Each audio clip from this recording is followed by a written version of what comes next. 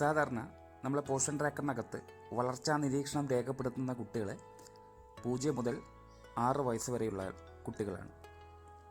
ഇത്തരം കുട്ടികളെ നമ്മൾ എല്ലാ മാസങ്ങളിലും വളർച്ചാ നിരീക്ഷണം നടത്തി ആയത് പോഷൻ ട്രാക്കറിലേക്ക് രേഖപ്പെടുത്തി കഴിഞ്ഞാൽ ടീച്ചേഴ്സ് ഈ ഡാഷ്ബോർഡിലൂടെ മനസ്സിലാക്കുന്നുണ്ട് എത്ര കുട്ടികളെയാണ് ഈ മാസത്തിൽ വളർച്ചാ നിരീക്ഷണം രേഖപ്പെടുത്തിയിട്ടുള്ളത്, എന്നാൽ അതിൽ എത്രയാണ് പെൻഡിങ് എന്നുള്ളത് ഒരൊറ്റ നോട്ടത്തിൽ ഈ ഡാഷ്ബോർഡിലൂടെ നിങ്ങൾക്ക് കാണാൻ കഴിയുമായിരുന്നു.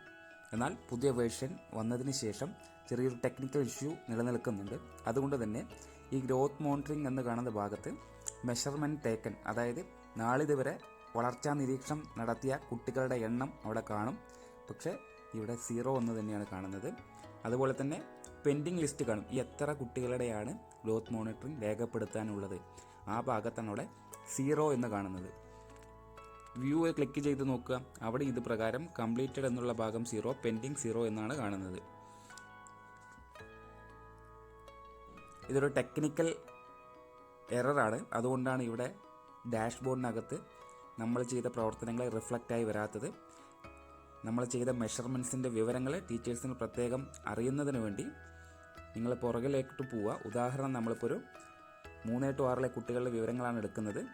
ആ കുട്ടിയുടെ വളർച്ചാ നിരീക്ഷണം നമ്മൾ നടത്തിയതാണ്. അത് നടത്തി എന്ന് ഉറപ്പാക്കുന്നതിന് വേണ്ടി നിങ്ങൾ 3 ഡോട്ട് ക്ലിക്ക് ചെയ്ത് ഗ്രോത്ത് മോണിറ്ററിംഗ് ക്ലിക്ക് ചെയ്ത് കഴിഞ്ഞാൽ അവിടെ നിങ്ങൾക്ക് ഇത് പ്രകാരം കാണാൻ സാധിക്കും. അതായത് ഡിസംബർ 12-ാം തീയതി ഈ പറയുന്ന കുട്ടിയുടെ വളർച്ചാ നിരീക്ഷണം ടീച്ചർ രേഖപ്പെടുത്തിയിട്ടുണ്ട്. അത് നിങ്ങൾക്കിവിടെ പ്രീവിയസ് റീഡിംഗ് ആയിട്ട് കാണും. പിന്നീട് താഴെ നോക്കുക, പിന്നീട് ഈ മാസത്തിൽ ഒരിക്കലും വളർച്ചാ നിരീക്ഷണം രേഖപ്പെടുത്താൻ കഴിയില്ല എന്നുള്ളൊരു കാര്യം കൂടെ ഇതിൻ്റെ അകത്തേക്ക് ഉൾപ്പെടുത്തിയിട്ടുണ്ട്.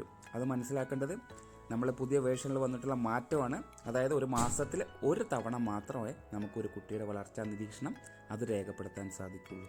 അപ്പോൾ ഈ രീതിയിലായിരിക്കണം നിങ്ങൾ എത്ര കുട്ടികളുടെ വളർച്ചാ നിരീക്ഷണം രേഖപ്പെടുത്തി എന്നുള്ളത് പോഷൻ ട്രാക്കർ നോക്കി മനസ്സിലാക്കേണ്ടത്. ഇതൊരു താൽക്കാലിക ഇഷ്യൂ മാത്രമാണ്, അത് പിന്നീട് തിരുത്തി വരും. അതുവരെ നമ്മൾ ഈ രീതിയിലാണ് കുട്ടികളുടെ വിവരങ്ങൾ നമ്മൾ ചെക്ക് ചെയ്യേണ്ടത്.